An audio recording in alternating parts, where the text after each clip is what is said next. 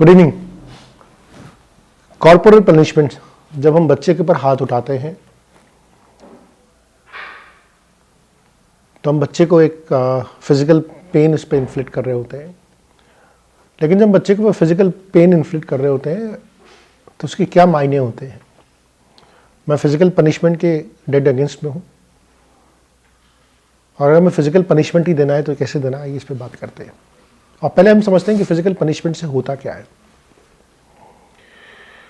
देखिए, जब हम फिजिकल पनिशमेंट बच्चे को देते हैं तो हम उसको एक मैसेज भी पास ऑन कर रहे होते हैं कि अगर कोई कन्फ्लिक्ट होता है और आप उस कन्फ्लिक्ट को सॉल्व नहीं कर पाते हैं तो आप it is legitimate to use the violence, and that too on somebody जो बहुत डिसएडवांटेज पोजीशन में, जो एक बहुत डिफेंसलेस पोजीशन पे है।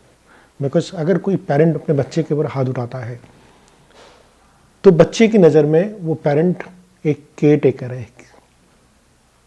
बच्चे को अगर कोई तकलीफ होती है, बच्चे को अगर कोई डेंजर होता है तो हमेशा पेरेंट के पास आता है।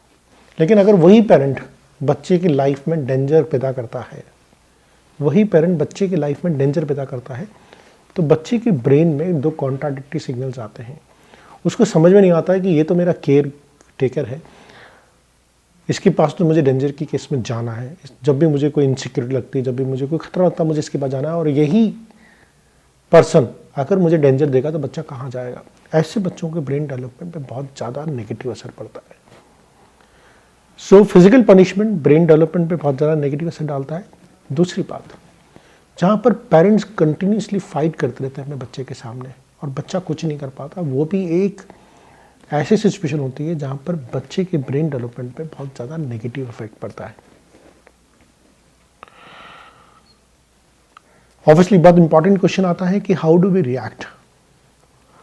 Let's say if you are truly upset about your child, है ना, उसने ऐसा कुछ कर दिया विच इज़, है ना, अनपार्डनेबल ऑफेंस है, और आप उसको कोई पनिशमेंट देना चाहते हैं, कुछ लेसन सिखाना चाहते हैं। देखिए, when we discipline a child, we teach him a certain skill, लेकिन जब हम उसको पनिश करते हैं तो हम अपनी फ्रस्ट्रेशन को उस पर ढोलते हैं। So there is a difference between a disciplining a child and punishing a child. While you discipline, you take pains to teach him a skill, but when you punish, आप अपना फ्रस्ट्रेशन बाहर निकालते हैं।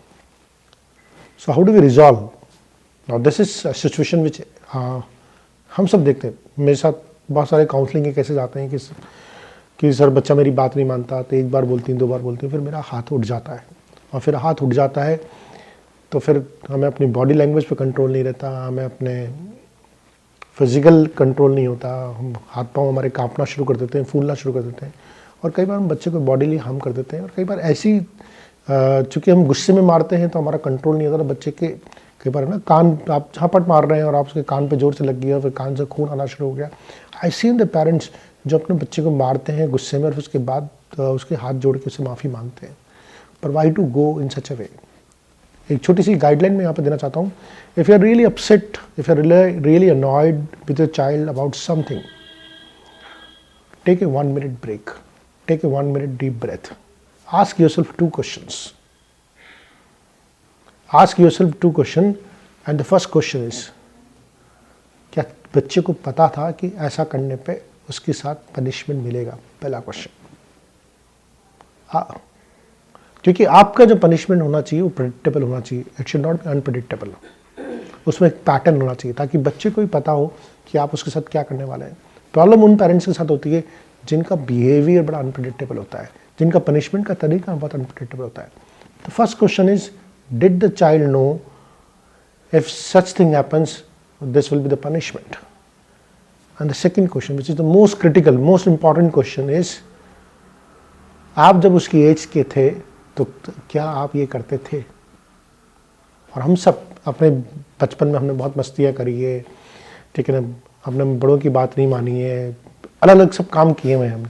क्या हमारे साथ भी ऐसा हुआ था? So if you ask this 2 questions, और अपने आप को अगर आप कोई भी रिएक्ट करने से पहले अगर आप 1 मिनट का ब्रेक ले लेंगे, 2 मिनट का ब्रेक ले लेंगे, एक लॉन्ग डीप ब्रेथ ले लेंगे कि क्या मैं जो करने जा रहा हूँ दिस इज एक्चुअली रिक्वायर्ड और not, you will save yourself lot of embarrassment. You will save your self lot of regrets later on in the life, because एक बार आप बच्चे को फिजिकल पनिशमेंट दे देते हैं और उस बच्चे के दिमाग में वो लाइफ लॉन्ग रहता है।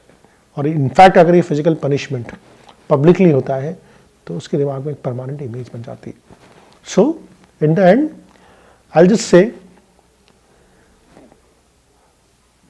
डिसिप्लिन कीजिए, पनिशमेंट मत दीजिए।